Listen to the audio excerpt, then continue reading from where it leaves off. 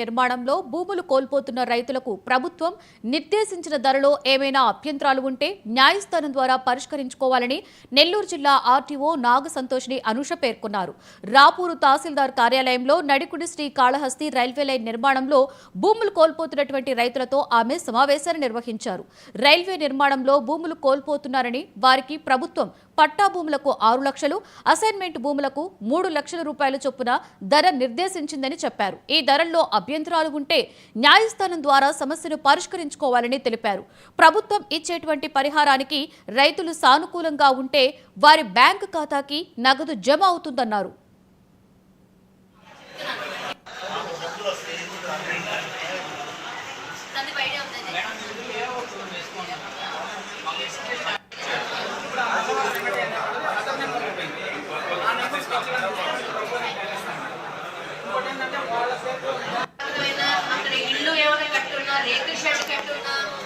వాటికైతే డబ్బులు supplementary award చేసి ఇస్తాం.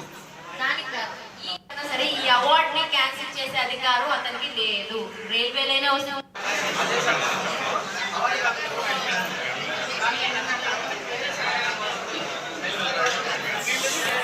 ఎప్పుడు కూడా ఏ యాక్ట్ అన్నా సరే, ఏ జియో గవర్నమెంట్ ఆర్డర్ ఏదన్నా వచ్చినా సరే అది మళ్ళీ తిరస్కరించి